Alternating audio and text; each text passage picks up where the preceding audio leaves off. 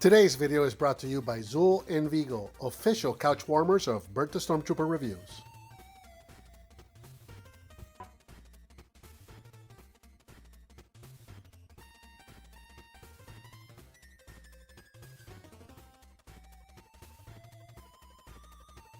Hello and welcome, I'm Bert The Stormtrooper, and today we're going to be taking a look at the Ghostbusters Afterlife Plasma Series action figures. These are brand new, starting to hit stores right now. As of the time of this recording, I'll put a link down in the description where you can get your own figures. This is a set of six 6-inch line action figures, and they each retail for approximately $20. So we're doing this in two parts. I'm doing, like I said, there are 6 figures in this line.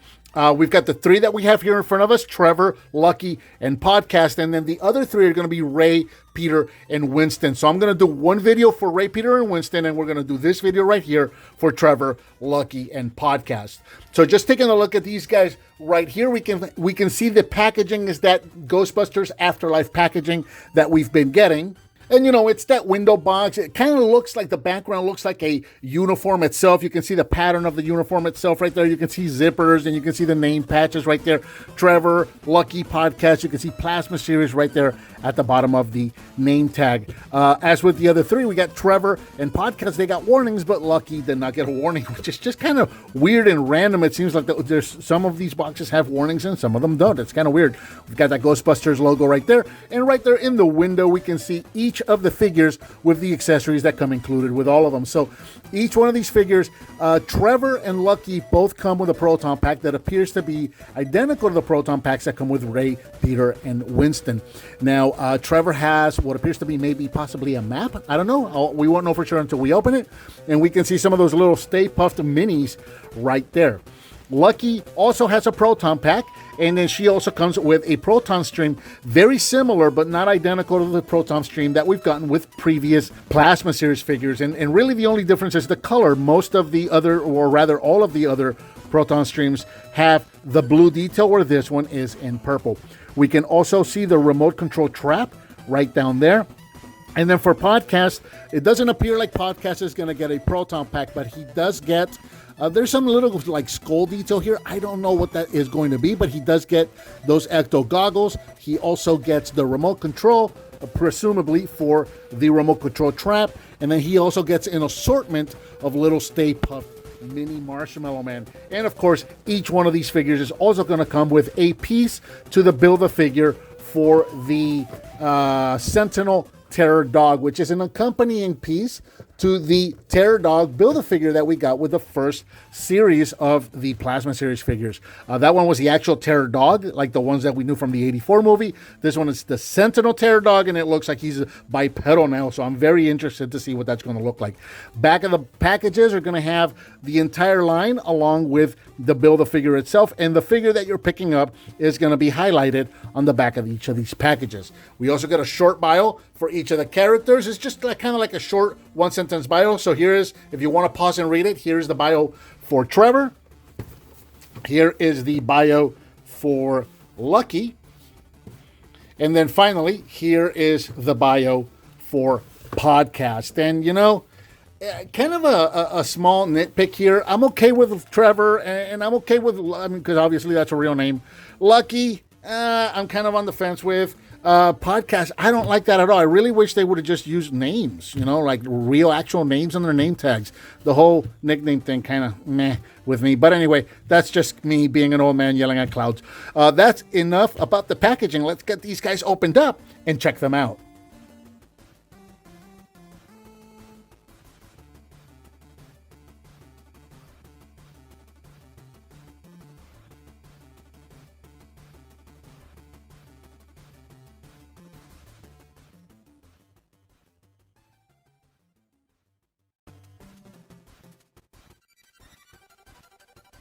And here we have Trevor, Lucky, and Podcast out of the package and with everything that comes included. So, again, the first thing that I'm going to do is I'm going to show off the Build-A-Figure parts so that we can go ahead and get these guys out of the way, get the Build-A-Figure ready, and then we can show the figure later in the video. So Trevor here comes with what appears to be the right arm or the left arm.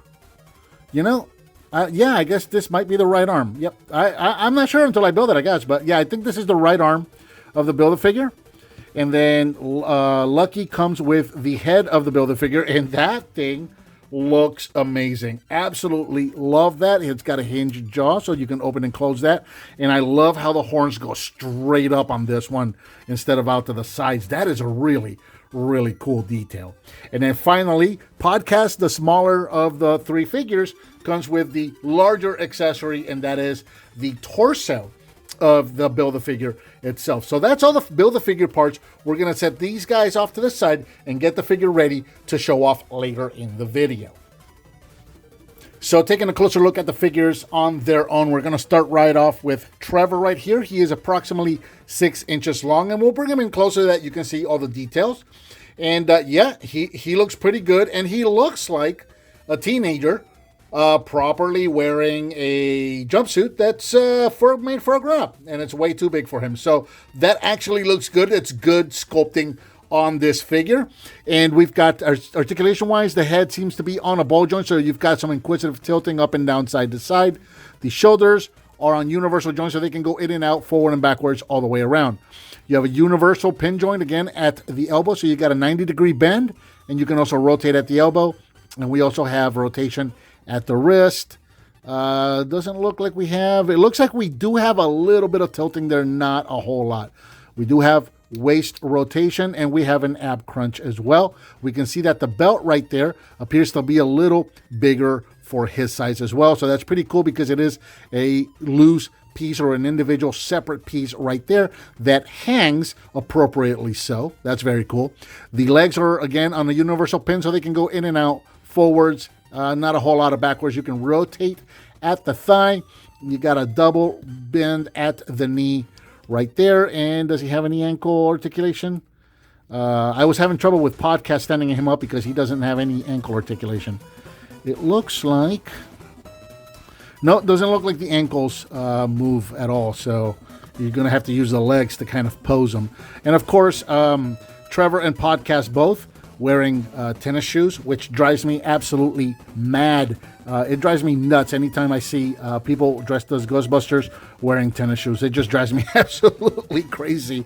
I got to give points to Lucky for actually putting her boots on. So there's Trevor right there. Taking a look at his exact accessories. Let's start off with the Proton Pack because this is going to be pretty much the same exact Proton Pack for every one of the figures. Lucky has the same Proton Pack. Ray, Winston, and Peter also have the same exact Proton Pack, and they are once again the same exact Proton Pack that we got with the previous Plasma Series figures, the ones that represented the 84 figures. So it's the exact same Proton Pack. None of the changes that we've seen so far from the new movie have been applied to any of this. So it's just the exact same Proton Pack. You pop off this peg right here on the side. I'll show you how in just a moment, so that you can peg, and you got a little peg on the front here, so you can peg the pack onto the figure itself. The cable that connects the pack to the thrower itself is does appear to have a wire in there, so you can move it around and kind of shape it somewhat. So that's going to be the same pack for all of the figures that include a pack. Now, Trevor did come with this map right here. I think, yeah, it's definitely a map. It is paper, so you're going to want to be careful with this. And we'll bring it in close so you can see it. And I can't really make anything out on that, but it does appear to be a map. And I think we've seen a little glimpse of this in some of those previews. So there you go. There's the map that is included with him. And then he's also got this strange little strand, I guess I'm going to call it, of little mini Stay Puft Marshmallow Man. And they just kind of seem to be all connected together. There is a peg right there, although I'm not really sure exactly what we're supposed to do with it or where we're supposed to peg it. And I'll explain a little better when we get to podcast. Now, one thing to note is that all three of these figures, as opposed to Ray, Peter, and Winston, they have a peg hole on the belt right there. These guys are wearing a proper belt. With Podcast just seems to have tied off his suit because it would have been way too big for him. But you notice there's a little peg hole on the front of all of these, and the only one that I can really kind of figure out what the peg hole is for is on Podcast. I can't really figure out what these are for. So actually, and you know what? I was mistaken. That's not a peg hole. That's the little Stay Puft's leg right there. So I'm not really sure what you're supposed to do with this? Does he maybe hold it like he's holding a... I don't know. Maybe like he's holding a string of Marshmallow Man like this. I don't know. Maybe once we see the movie, we'll figure out what exactly we're supposed to be doing here. But as of now, I don't know. I don't know what the purpose of this is. But there you go. I mean, it's still cool that we got the little Marshmallow Man right there. Like I mentioned, to put the Proton Pack on, we're going to just kind of open his arms up. Take the pack, come over here to the side, and this whole side of the frame is going to unpeg, and then you can just kind of work this in or rather over the figure, just like that. You saw that there was a peg right there. There is a peg hole on his back, so just peg the pack into the peg hole like that. Bring this around and peg this back into place, and there you go. There's Trevor now wearing his Proton Pack, or his grandfather's Proton Pack, or whoever's Proton Pack he's wearing. It's really neat to note that the uniforms, they're wearing the uniforms, but they're not complete, right? So obviously they don't have any of the equipment on the belt, and they don't even have the belt hoses, or rather the leg hoses either. Is literally they just put on the jumpsuits with tennis shoes on, a belt for apparently no reason because they're not carrying any other equipment, and then they got the pack on. I'm really curious to see how that's going to play out in the movie. So there is Trevor with his pack ready to go. Let's take a look at Lucky. So Lucky stands at about 5.5 inches tall. We'll bring her in close so you can see all of the details on her. And once again, she just looks like a kid wearing a grown-up suit. At least, again, she's wearing boots, so I'm going to give her props for that. But again, we've got that belt there. That's a separate piece. We've got the peg hole on the back. We've got the peg, no leg hose. We got the little peg hole right there into the front. That's about it for her. Articulation-wise, same level of articulation. Actually, she's got a little bit of articulation, I think. Yep, she does. So the head is on a ball joint, universal pin on the shoulder, universal pin on the elbow, rotation, and universal pin at the wrist. We got a ball joint and the torso, so you got an ab crunch and a rotation right there. Legs can go forward and in and out, rotate at the thigh, double bend at the knee, and she can also turn her ankles. Taking a closer look at her accessories. So again, she comes with the same exact Proton Pack. She comes with the same exact stream that we've gotten with previous figures. Again, the only difference with her stream is that hers is purple instead of blue. And then we also get this very cool actual proper rolling trap, the little remote control trap, which is very, very cool. Check this thing out. So you got a proper Proton trap right there. We've got like a little couple of add-ons right there. So right here, we got what appears to be some lenses right there, or maybe some sights. Maybe they're onboard cameras, so whoever's driving it with a remote control can see where the RTV is going. I don't know. And then, of course, we've got the actual RC car that this has been mounted on with the spinning wheels. Very, very cool. I am looking forward to seeing this remote control trap in action once the movie comes out. So once again, we're going to give her the Proton Pack just like we did with Trevor. Just pop that open. You got that peg right there, and you got a peg hole on her back right there. So just kind of work that through. Peg the pack in. And strap it on the side there, and she's all ready to go. So it looks like Podcast is not going to be getting a Proton Pack in the movie. I guess it's going to be too big for him. And, I mean, again, I'm just guessing here. But it doesn't look like Phoebe is going to be suiting up either, just based on what we're seeing right here. All right, so taking a look at Podcast.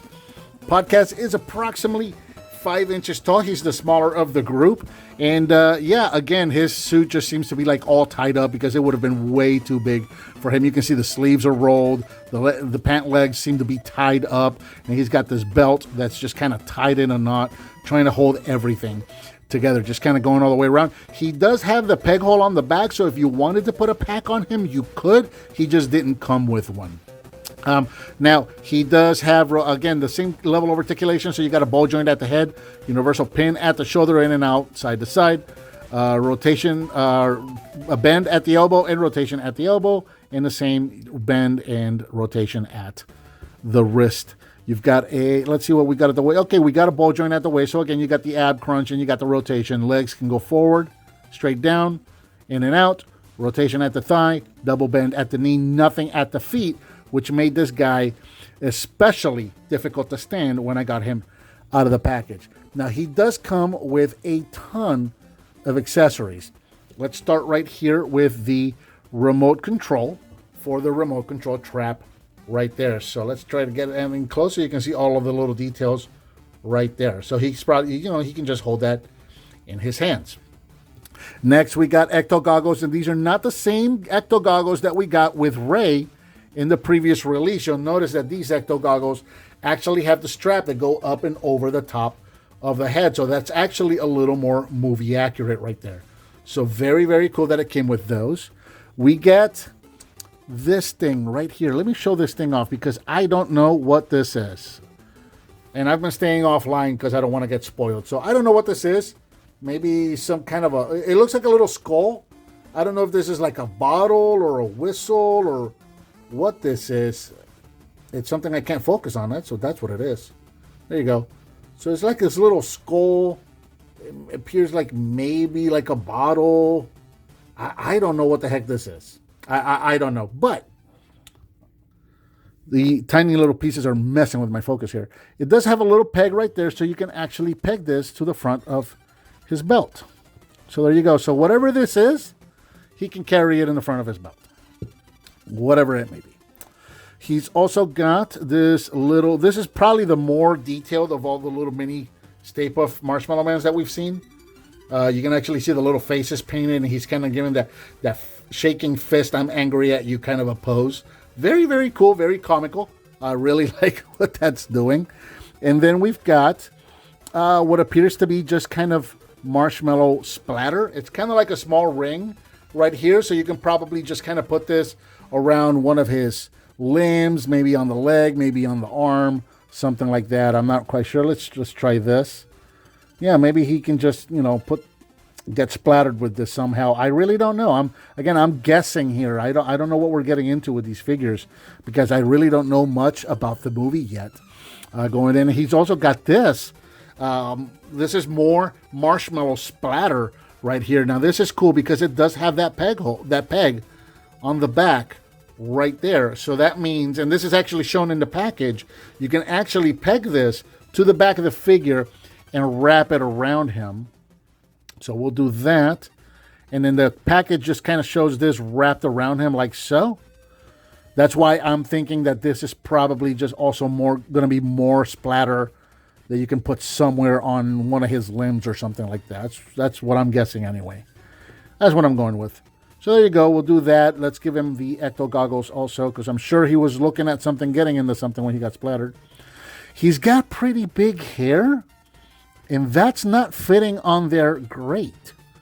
I gotta say, that's very interesting. So that's not really going on there. Check that out. Maybe I just need to work it in and stretch it a little more. It is soft rubber, but I also don't want to pull it and I don't want to break it. Oh, it's very interesting that's really not fitting. I wonder if maybe I'm supposed to get it around his eyes or over his eyes. Yeah, I want to be careful with this. I don't want to break this. This is rubber, so there you go. So he's got his goggles on now. Doesn't look like, because of the way his hair is molded, I don't think that we can bring these up. That really feels like it's going to stretch and stress the rubber on that. I can't say that I really like that. I'm going to take those off. I'm just going to leave those off. And then we'll give him his little remote control so he can hold that there. So there you go. Yeah, that's pretty much it for all three of these figures. Let's do this. Let's do a couple of quick comparisons. So here they are with the rest of the figures in this line. Here is Ray. Here is Peter. And here is Winston. And I don't know if this means that the guys are going to suit up in the movie or not. I hope so. I would really love to see the guys suiting back up in the movie. That's really, I mean, how awesome would that be to see these guys suiting up in the movie? But again, I'm not going to hold my breath. We don't know a whole lot about the movie going into it, and I'm not going to raise my hopes up for something that may not happen and then be disappointed. I'm just going to wait for the movie to come out and then just experience it when it does. So there you go. There's all 6 of the figures in this line. And of course, we need to show off one more thing. Let's get Pete out of here. And of course, we're going to take a look at the Build-A-Figure. So here is our what is it called? The Sentinel? Yes, the Sentinel Terror Dog, the bipedal Terror Dog. Very, very cool looking figure. Not the best molded figure. The actual execution on this figure, not that great, just because of the way the legs work. He looks absolutely fantastic, but the legs are not articulated. He's got this kind of the straddle pose, and that's permanent. You can't really do anything with him, and it makes him, you know, you see how straight in the line these legs are. It makes him real easy to tip over, and all you can do is really kind of rotate them to adjust the angle that he's at, and he becomes top heavy and kind of hard to stand. He does have peg holes on the bottom of his feet, so I'm probably going to be popping in a peg stand on him, so just to kind of keep him standing. But from the waist up, fantastic figure. Just look at all the detail on this guy. That looks absolutely amazing. The head can turn this way, and it can also go up and down a little bit. The mouth can open and close. The shoulders can rotate. They can go all the way around, and they can kind of open and close a little bit. And then you got rotation at the wrist, so you can kind of move these around some. You can give them a little bit of poses, but not too much. But still a very, very cool looking figure. Now we'll see if I can get him standing again. Let's get him standing back here. I do want to show him off with the previous Terror Dog that we got. This was the previous Build-A-Figure that we got with the Plasma series, with the movie, the 84 movie Plasma series figures. So it's really cool to kind of see that evolution from the Terror Dog to a Terror Dog ghost or ghoul, or this bipedal creature that we see here. Let's bring him in closer. You can see the heads. Yeah, very, very much the same head indeed, with the difference being that the horns are much longer and now curved and point upwards. Very, very cool. I really like that design. And you can see the issue I was telling you with podcasts. I just can't get him to stand straight because he's got no articulation on his ankles. Let's bring these guys over just a little bit, because that's about gonna do it for them. Very cool. I am really looking forward to this movie. I like seeing the mix of the teenagers getting suited up along with the old Ghostbusters getting suited up. Again, I don't know if that's going to happen in the movie. I would hope that it does, but we're just going to have to wait and see. And I think that about does it for the Ghostbusters Afterlife Plasma Series figures. What did you think of these figures? Let me know down in the comments. Give me some thumbs up. Subscribe, hit that bell icon so you're notified when I upload a new video. This Terror Dog is definitely going to get a stand. I've got a donate button up there if you want to. This is the worst review ever. I've got a donate button up there if you want to hit on that. I certainly would appreciate it. Please share with your friends if you like what you see, and I'll talk to you next time.